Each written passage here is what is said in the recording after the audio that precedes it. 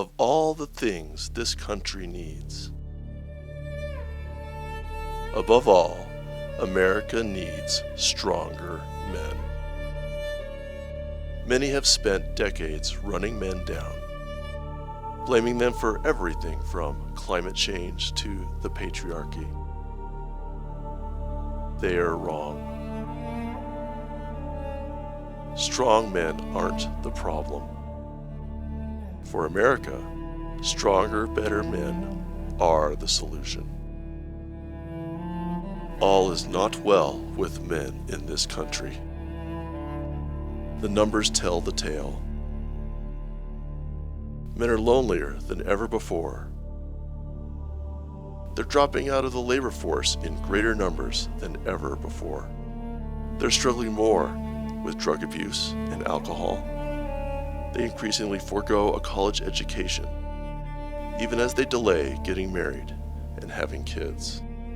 If any other demographic group was struggling to this extent, we'd call it a national crisis. And it is. But too many don't see it that way. They blame boys and men for the sins of the world. They say all masculinity is toxic. That simply to be a man is to make the world a worse place. They propose to do away with traditional masculinity altogether. Their campaign to re-educate men begins as early as preschool, where too many boys are punished for aggressive play and, if they don't comply, medicated out of their boyishness.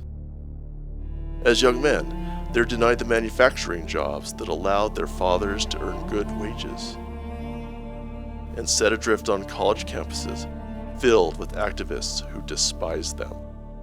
And popular culture relentlessly bangs this same drum. When men aren't morons, they're actively evil. At bottom, this critique of men is rooted in a lie that men shouldn't be leaders, creators, and heroes, but just consumers looking out for themselves. The truth is just the opposite. We need men to step up. America's men have the power to transform this country for the better. Want to curb the epidemic of child poverty? Get a father to start contributing to his wife and children. Want to address the cataclysm of youth violence? Put a father in the picture. Men can help bring peace and order to a nation racked by crises. They can change the destiny of their families and whole neighborhoods.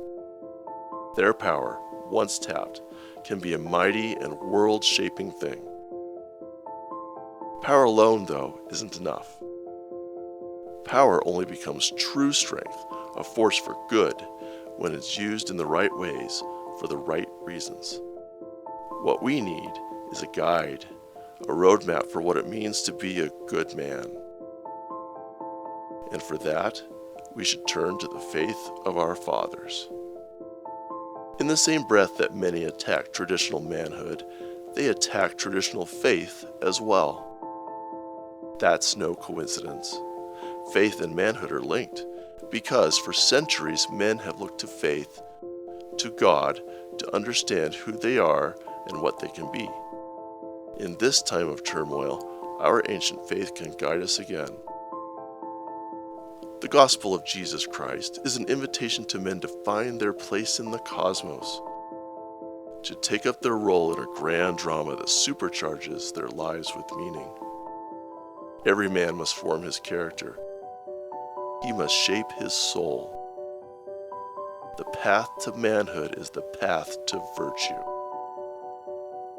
Men are called to form the character of husbands and fathers. They are charged to give themselves for others and humbly accept their own limits. Just as Abraham devoted himself to his wife Sarah and trusted God's promise of a son to come. Men are called to the character of warriors and builders. They must battle evil and bring beauty out of chaos. And men are called to the character of priests and kings. They must bring the promise of eternity everywhere they go, and use their power to preserve truth and liberty. For years, American men have heard just one story, that they're outmoded and oppressive, that the best they can do is stand aside and let today's elites run things. It's a story preached by our contemporary culture from cradle to grave. Stand down, be passive, you'll just make things worse. It's time to start telling a better story. It's time to call our boys and men to lead.